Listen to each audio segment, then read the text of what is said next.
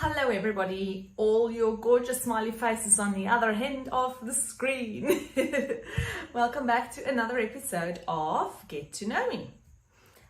Today is the 14th of April, and I'm going to share with you what books or authors have I read that I really do recommend.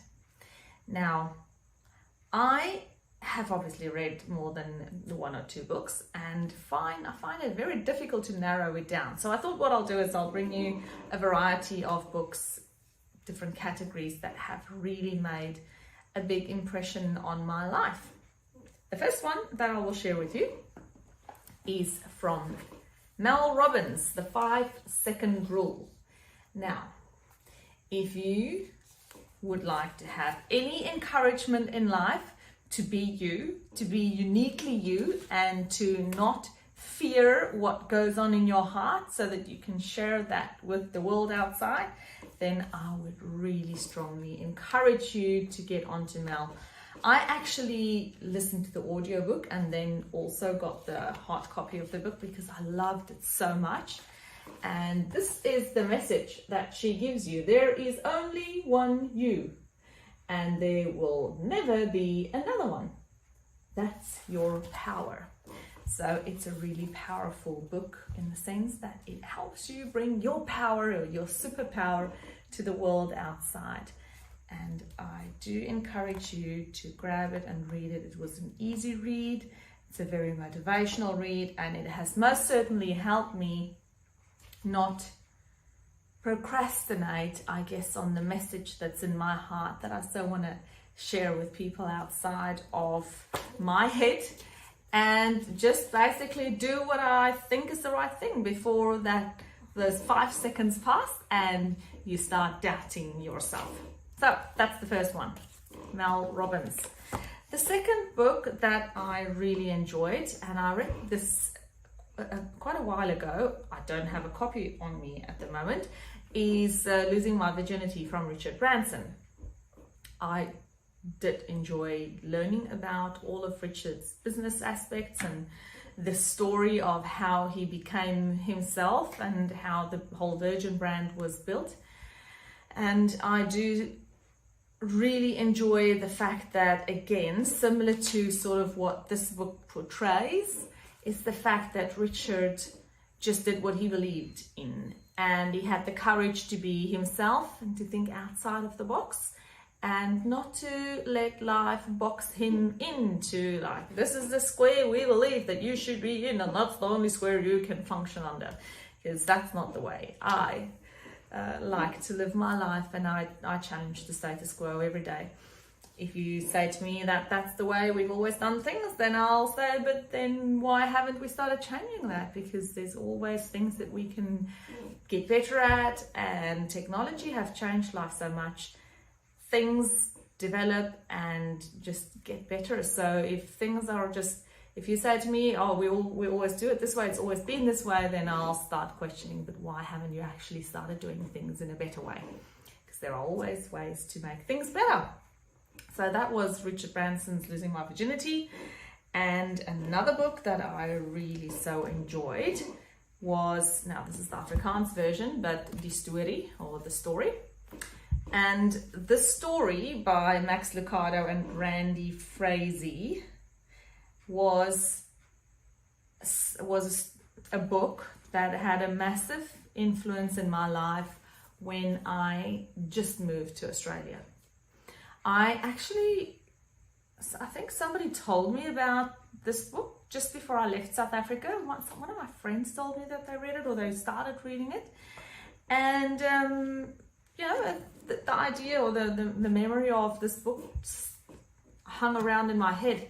And as soon as I got to Australia and I joined a church, which pretty much happened straight away, that was one of the ways that I found I could find community and have an opportunity to talk to people, because I knew this many people apart from my mum and my dad. Really, I had no networks, I had no support networks, I had nobody else to just have a chat with or have a coffee with. So I found that by going to church I could actually, at least every Sunday, go back and find more people that I can talk to, and made some friends there and joined up the choir. And it was interesting because this was at Mount Pleasant Baptist Church in Myrie, or Mount Pleasant area. We used to live in Applecross when I just moved here. And just when I joined the church there, they actually started doing this book as their weekly, what shall we call it, theme for a few weeks that they did it. And the church went through the book together, chapter by chapter every week, and then you had small groups that discussed the chapters. Anyway, the story about God and his people, and it's told in sort of an ongoing story. It's based on what's in the Bible, obviously, but it's just done in a nice, easy way, I guess, that grips you and makes you understand it more easily. And it has definitely had a very positive influence on me, on my life, at a time when I did need it quite a lot. That one there. Then the last one I would like to share with you is a more local version, and that is Down Under by Will Bryson. Yellow. Oh, and blue. Oh, look at that. I should turn it this way. Blue and yellow. No, I did not dress this way to match the book.